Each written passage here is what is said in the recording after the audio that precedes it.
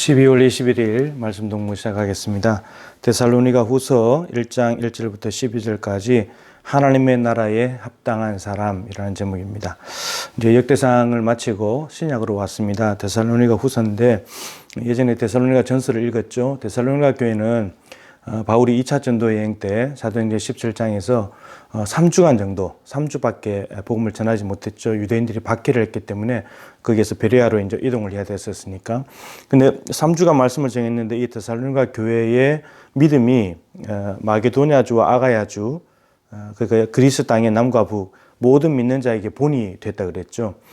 이유가 뭐냐면 하나님의 말씀을 받을 때 사람의 말이 아니라 하나님의 말씀으로 받았기 때문에 바울이 전한 복음을 바울의 말이 아니라 하나님이 바울을 통해서 주시는 말씀으로 받아들였고 그것 때문에 나타난 표시가 뭐였냐면 믿음의 역사, 사랑의 쏘고 소망의 인내가 있는 교회였다. 그래서 바울이 참 기뻐하고 감사했었다. 그런 내용이 있었죠. 근데 오늘 데살로니가 후서를 하는데 또 그 이야기가 나옵니다. 똑같이 3절 또 4절에 이렇게 나오는데 중요한 건 이겁니다. 너희 이 데살로니가 교회를 생각할 때마다 하나님께 감사한대요. 항상 하나님께 감사한대요. 그러니까 생각만 해도 감사가 나오는 교회 얼마나 좋은 교회입니까? 생각만 해도 마음이 아프고 생각만 해도 주님 저 교회 어떡하죠? 이렇게 되면 이게 좀 힘든 일이잖아요. 근데 바울이 데살로니가 교회를 생각하면 하나님 감사합니다. 하나님 감사합니다. 이렇게 나온다는 겁니다. 그리고 이게 당연하대요. 왜 당연한가 봤더니 너희의 믿음이 자라고 믿음의 역사가 있었는데 그 믿음이 자라고 있더라는 겁니다. 여러분 믿음은 자라가야 됩니다. 바울이 전한 예수의 복음을 듣고 난 뒤에 믿음이 생겼고 그 복음을 받아들여왔는데 가만히 있으면 안 되고 이 믿음이 점점점 예수님을 믿는 믿음이 점점점 자라가야 된다는 거. 생명이 있는 것은 자라게 돼 있어요. 그러니까 믿음의 역사가 있어야지 믿음에 맞는 삶, 행동, 행위가 있어야지 믿음은 자라가게 돼 있습니다. 그러니까 행함으로 믿음이 완전하게 되는 거니까 그러니까 행함이 없으면 죽은 믿음은 행함이 없는 믿음은 죽은 믿음이니까 남아있을 수가 없거든요. 그래서 믿음은 행함이 계속 있어야 되는 것이고 근데 그렇게 할 때 자라갔다는 거죠. 그 데살로니가 교회가 믿음이 더욱 자랐다는 거예요. 그러니까 하나님께 감사하다는 거. 두 번째, 너희가 다 각기 서로 사랑함이 풍성함이며 사랑의 수고, 사랑이 점점점 풍성해졌대요. 그런데 지금 이들은 지금 아직도 여전히 환난과 어려움 가운데 있는데 근데 이들의 사랑이 점점 더 커져가는 거예요.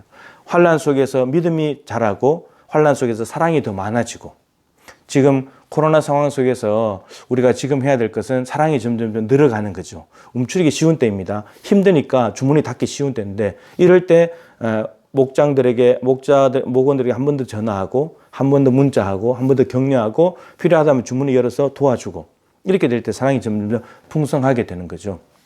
그 다음에 세 번째가 뭐냐면 너희가 견디고 있는 모든 박해와 환난 중에서 너희 인내와 믿음으로 말미암아 하나님의 여러 교회에서 우리가 친히 자랑하노라. 견딘다는 것. 모든 박해와 환난이 있는데 이들이 견디고 인내한다는 겁니다. 소망의 인내. 그 소망이 있다면 인내를 하게 되는 거죠. 그 소망에 가야 되니까, 얻어내야 되니까. 근데 이 데살로니가 교회가 환난과 박해를 견디고 있고 인내하고 있더라는 겁니다. 1장 3절에 나왔던 데살로니가 전서 1장 3절에 나왔던 그 세 가지 모습이 데살로니가 후서를 쓸 때는 더 많아지고 있는 거예요. 더 풍성해지고 있는 겁니다. 우리 동부교회는 71년이 됐는데 71년 전에 이 땅에 교회를 세우고 주는 그리스도시요 살아계신 하나님의 아들이십니다. 믿음을 가지고 시작된 교회인데 시간이 갈수록 71년 지나면서 믿음이 점점 자랐을까요? 사랑이 더 풍성해지고 있을까요? 그리고 소망 때문에 우리는 더 참고 인내하고 가고 있을까요? 자, 근데 오늘 제목이 하나님의 나라에 합당하지 않되 이 세 가지 모습이 있어야 되기도 하지만 오늘 가장 강조하고 있는 것이 뭐냐면 데살로니가 교회가 박해 상황 가운데 있기 때문에 박해와 연관을 지어서 말합니다. 이렇게 말합니다.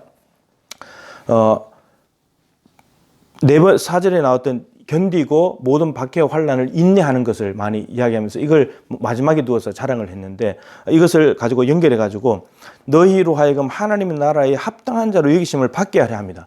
이거 왜 이렇게 되냐? 너희들이 하나님 나라에 합당한 자가 되기 위해서다. 왜 인내하고 참아야 되냐? 하나님 나라에 합당한 자가 되려니까.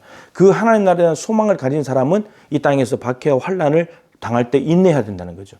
그러면서 말하기를 그 나라를 위하여 너희가 또한 고난을 받느니라. 여러분 하나님 나라에 가는 것은 우리가 믿음으로 하나님 나라, 구원받고 하나님 나라 간다 그러지만 그 믿고 난 뒤에 하나님 나라 가기까지 과정은 고난과 박해.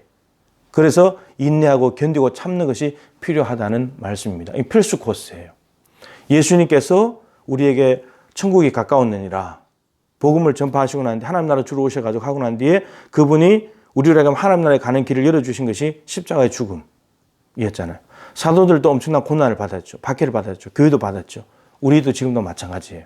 그래서 저 사람이 예수를 믿었는가 하나님 나라에 대한 소망을 가지고 인내하고 있는가를 보려면 뭘 봐야 되냐. 환난 가운데 있는가를 보면 돼요. 환난을 요리조리 피해가는 사람.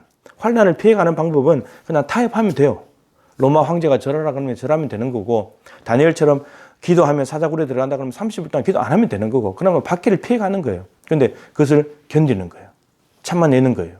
그렇게 할 때 하나님 나라에 합당한 사람이고 그 환난과 박해를 잘 인내하는 사람이 하나님 나라의 주인공이 될 수 있다라고 말하고 있습니다. 바울이 다른 데서 이렇게 말했죠. 고린도후서 12장 12절에 사도의 참된 표시는 모든 참음과 그리고 표적과 능력과 기사다. 그 사도라는 것은 복음을 전하는 사람인데 엄청난 표적과 기사가 나타나야 될 게 그게 우선적일 것 같은데 바울이 제일 첫 번째로 저 사람 사도의 아니야 딱 표시를 봤을 때 뭘 보냐? 참고 있냐를 보는 거예요. 왜냐하면 참된 사도들은 환난과 박해가 있거든요. 참된 복음을 전할 때 예수를 전할 때 박해와 고난이 오는데 그것을 참아내느냐. 참아내고 있다면 저 사람 진짜 사도고 저걸 피해간다. 도망간다.